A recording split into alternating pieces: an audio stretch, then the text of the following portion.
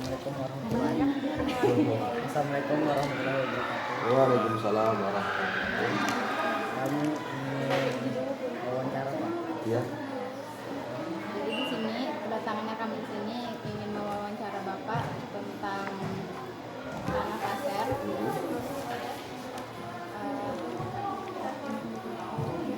Kalau untuk Bapak berasal dari daerah mana dan kapan tepatnya pertama kali menginjakkan kaki di Kabupaten Pasir? oke.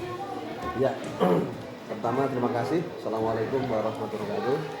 Teman sekalian, memang Bapak bukan orang asli Pasir, ya, tetapi pendatang. Tepatnya saya berasal dari Jawa Timur, ya. Lahir di Trenggalek, besar di Surabaya, Jawa Timur, Provinsi Jawa Timur. Jadi saya lepas dari SMA itu pindah ke Surabaya sampai dengan pindah ke Surabaya itu tahun 1987 sampai tahun 1993 itu di Surabaya. Jadi di Trenggaleknya itu numpang lahir sampai dengan SMA. Lulus SMA langsung di Surabaya karena kebetulan dulu kuliahnya di Surabaya, tepatnya di IIP Surabaya, kalau sekarang UNESA, ya.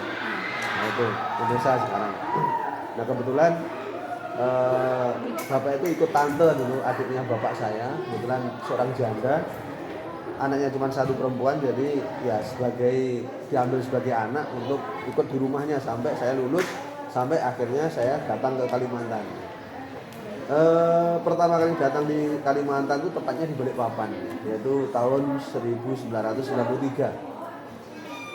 Tepatnya kalau tidak salah bulan Februari tahun 93.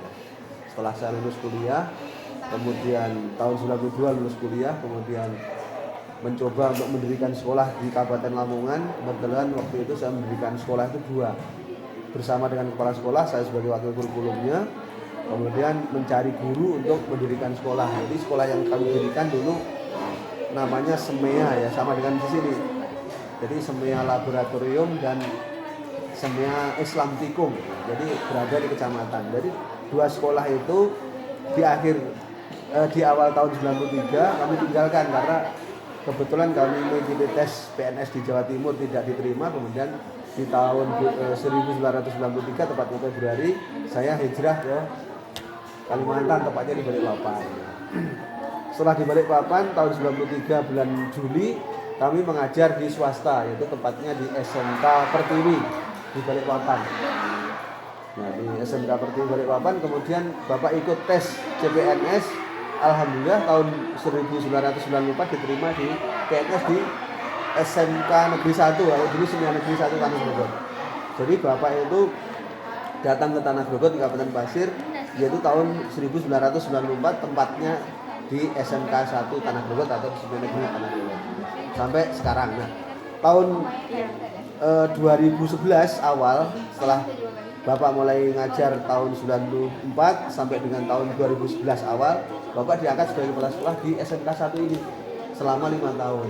Jadi setelah mengajar kurang lebih 21 tahun, diangkat kepala sekolah di SMK yang sama itu selama 5 tahun. Kemudian tahun 2016 Bapak dipindah ke SMK 3 selama kurang lebih 10 tahun. Nah kemudian karena peraturan Menteri Kementerian Pendidikan Dasar dan Menengah nomor 7 tahun 2025 menyatakan bahwa jabatan kepala sekolah itu maksimal hanya 8 tahun. Sehingga Bapak kena peraturan tersebut karena Bapak sudah 15 tahun sebagai kepala sekolah, ya. Jadi salah satu alternatif untuk tetap menjadi guru, ya saya pindah ke SMK 1 Tanah Grogot karena sesuai dengan jurusan Bapak sebagai guru jurusan manajemen bisnis. Nah, itu. Di SMK 3 di sana teknik semua, jadi tidak cocok. Yang kedua dekat dengan rumah, jadi kalau pulang itu dekat, hanya 400 meter dari sekolah ini, jadi itu. Jadi saya milih di SMK 1 Tanah Grogot. Nah. Kalau untuk gambaran suasana pembangunan di daerah asal Bapak sebelum pindah ke Pasir itu gimana Pak? Kalau kaitannya dengan kemajuan teknologi atau pembangunan, namanya di Jawa Timur ya lebih maju, jauh ya lebih maju dibandingkan di Kabupaten Pasir atau di Kalimantan Timur. Jadi cukup maju di Jawa Timur, ya, apalagi di Surabaya. Jadi pembangunannya pesat sebagai ibu kota kedua lah setelah Jakarta kan Jawa Timur, baru Bandung, Jogja. Jadi ya memang Jawa Timur terutama Surabaya itu kota industri, tapi pendidikannya juga maju, sangat maju sekali. Terus lain apa? Kalau untuk alasan Bapak pindah ke sini? Jadi gini, pertama merantau sebagai alasan utama adalah mencari pekerjaan. Karena Bapak 2 kali tes CPNS di Jawa Timur tidak diterima. Ketiga kalinya baru diterima di Kalimantan Timur. Jadi 2 kali. Jadi tahun 1992 Bapak sudah tes CPNS, peluangnya formasi itu hanya 2, direbutkan oleh 700 lulusan. Jadi mustahil untuk diterima, itu sangat kecil sekali. Kemudian tahun 93 juga begitu. 3 formasi direbutkan kurang lebih juga sekitar 700 pelamar, jadi tidak diterima. Tahun 94 Bapak mengikuti tes CPNS, alhamdulillah langsung diterima di SMK 1 Tanah Grogol. Jadi cukup mudah itu loh. Cukup mudah, artinya 2 kali tes di Jawa tidak lulus, sekali tes di Kalimantan Timur alhamdulillah lulus. Karena memang waktu itu sangat dibutuhkan guru cukup banyak. Jadi peluangnya besar. Kalau kesan pertama Bapak saat melihat Tanah Grogol di masa awal kedatangan, kayak suasana jalanan, listrik, Iya, jadi pada waktu Bapak datang ke Pasir atau Tanah Grogol memang termasuk kabupaten ini terbelakang. Terus terang saya akui terbelakang. Karena apa? Pada saat itu satu-satunya akses untuk sampai ke Tanah Grogol hanyalah kalau untuk kendaraan umum adalah taksi ya, L300 dari Penajam menuju Tanah Grogol. Jadi pada tahun 94 itu Bapak menaik taksi itu kalau tidak salah sekitar 5 jam. 5 jam 6 jam perjalanan. Ongkosnya 2.500 waktu itu.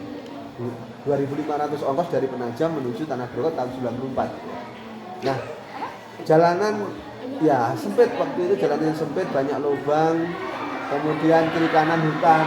Tahun 94 masih hutan semua. Bahkan jalur dari kilo berapa ya? Kilo 6 atau kilo 7 itu jalannya sempit, pohon-pohon tuh ini banyak condong ke jalan gitu loh. Nah, banyak gitu. Jadi kayak angker gitu. Ya. Tahun itu. Terus listrik belum begitu banyak, bahkan jalanan masih gelap semua. Bahkan di perempatan ini sekolah ini ada pohon besar dulu namanya pohon akasia atau apa itu. Besar banget. Jadi pada waktu Bapak ngelembur di sini, karena betul setelah diangkat 1 tahun itu Bapak jadi Waka Sapras ya. Jadi ngelembur kerja malam, ngelembur laporan segala macam itu jam 12 malam lewat di Jalan Cokro itu sempat merinding gitu karena jam 1 malam belum ada listrik, gelap sekali. Pakai sepeda ongkel gitu, belum pakai motor masih 1-2 aja dulu. Tahun 94 itu di sekolah itu dulu tahun 94 yang punya motor hanya kepala sekolahnya. Motornya juga motor buntut, namanya Bu Suroso. Kepala sekolahnya Bu Suroso namanya. Itu satu-satunya kepala sekolah di sekolah ini yang bawa sepeda motor. Yang lainnya sepeda pancal semua. Tidak ada yang bawa motor karena belum mampu untuk beli. Karena gajinya hanya 120.000 tahun itu. Jadi hanya pas untuk makan, bahkan makan pun juga masih kurang. Karena saya datang ke sini kos ya di Paya Rupiah sana, kebetulan masih saudara, masih sepupu ya. Kos di sana membayar itu 105 bayarnya, 105 dengan makannya. Jadi sisa 15.000. Sisa 15.000 itu ya untuk beli sabun, beli pasta gigi itu kurang ya. Jadi betul-betul tidak ada sisa sama sekali.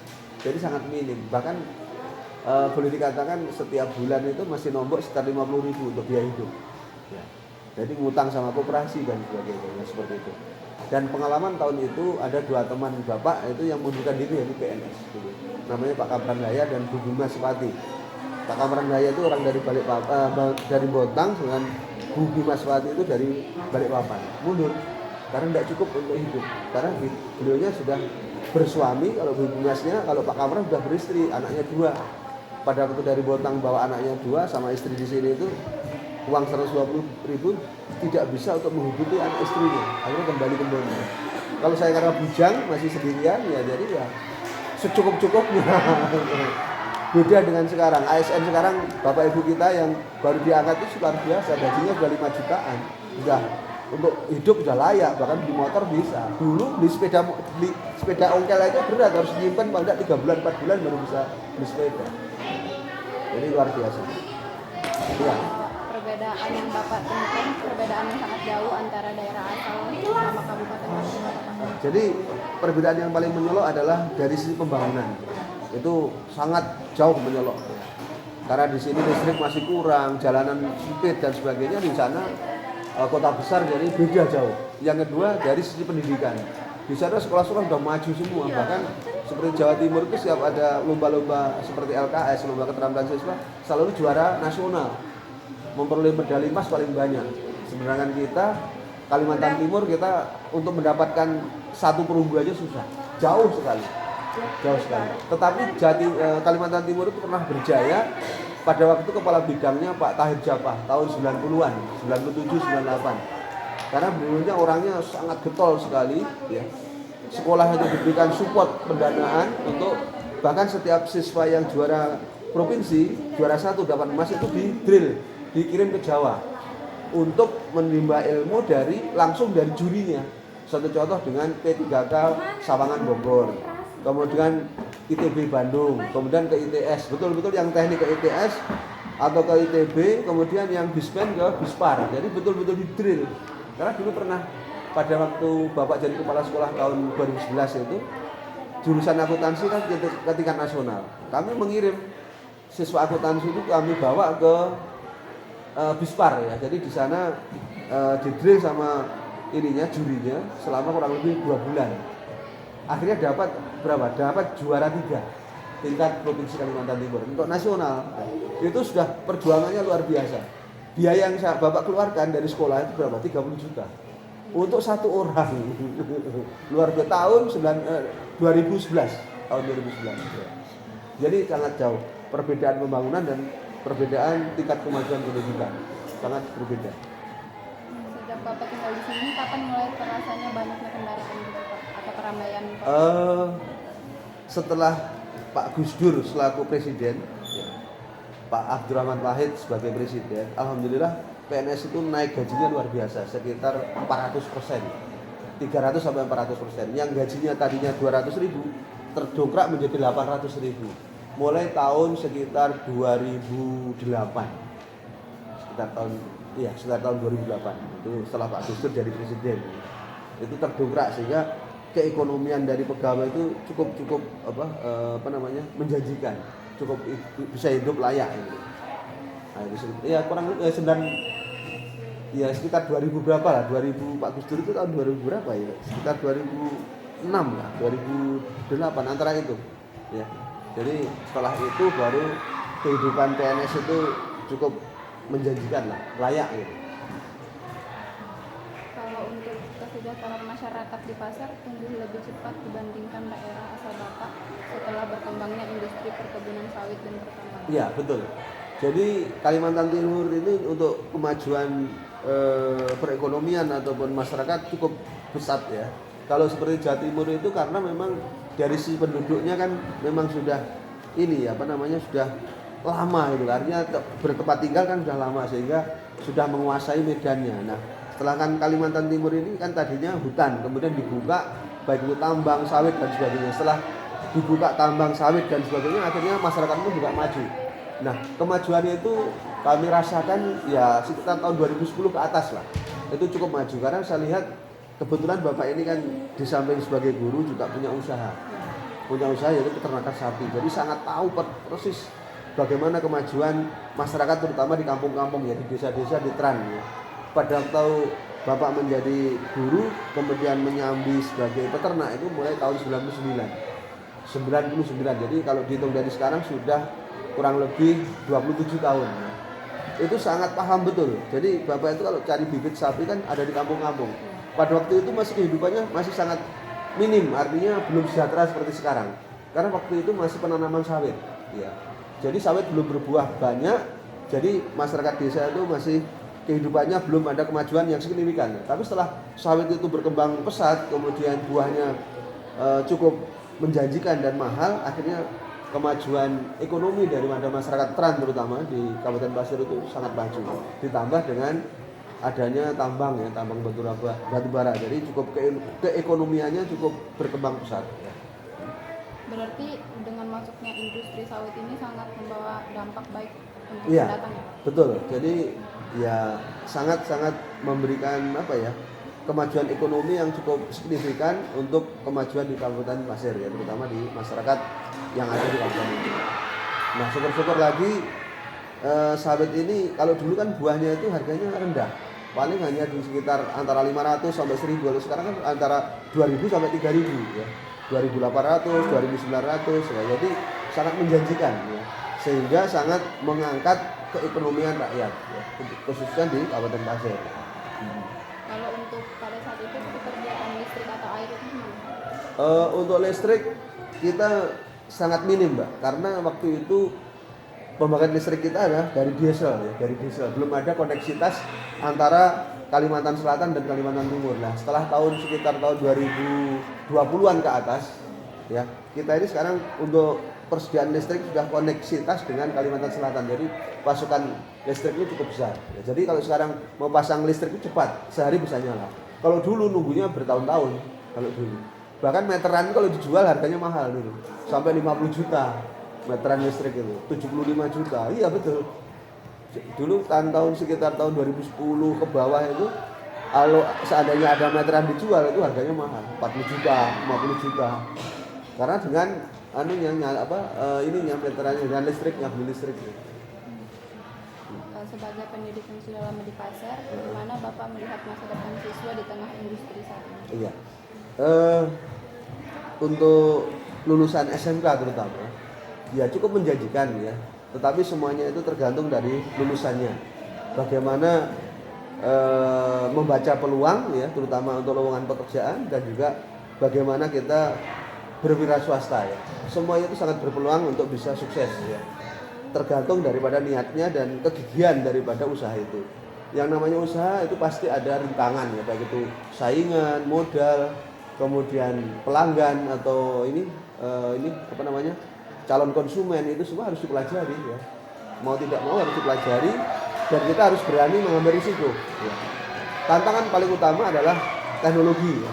Kita sekarang harus menggunakan teknologi dalam usaha itu. Tanpa teknologi ya kita pun akan ketinggalan. Ya, seperti Bapak sendiri walaupun menjual ternak sapi itu pun juga kami pasang di internet ya. Sehingga orang bisa melihat, oh, klik sapi di Pasir muncul peternakan barokah, itu milik Bapak. Jadi seperti itu. Jadi teknologi sangat mendukung terkait dengan suksesnya suatu usaha baru ya, supaya dikenal oleh masyarakat luas ya. Kemudian yang kedua, untuk sistem penjualan yang sifatnya makanan atau mungkin pakaian atau hal yang mudah untuk dikirim, sekarang harus kita juga membaca situasi kondisi, artinya dengan online. Tanpa itu sudah ketinggalan kita, karena sekarang itu GoFood segala macam itu sudah merebak di semua kota. Jadi kita mau makan dan sebagainya atau mau ambil beli minuman itu sudah langsung bisa connect dengan GoFood ya, seperti itu. Itu harus bisa kita bijaki. Kita harus ke sana ya. Tapi kalau kita masih kontemporer seperti dulu, artinya masih menggunakan hal-hal yang masih belum menggunakan teknologi, pasti akan tidak bisa berkembang. Harus mengikuti kemajuan teknologi.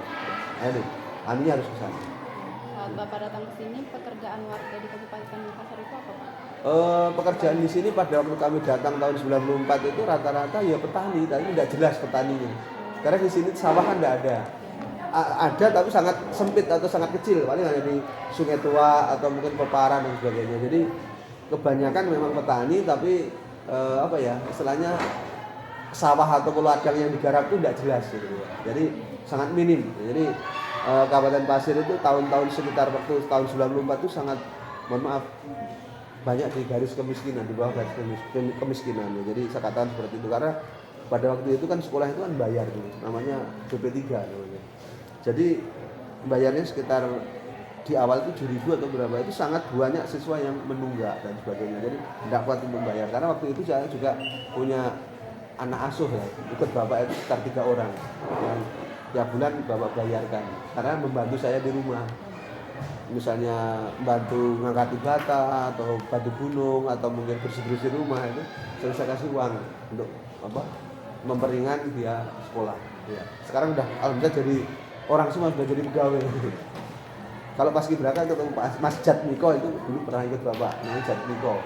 Sekarang dia tinggal jadi pegawai di Kesbangpol. Ya anak sih, ya didikan saya dulu. Berarti berbeda ya Pak pekerjaan warga di sini sama di Jawa pada. Oh sangat berbeda.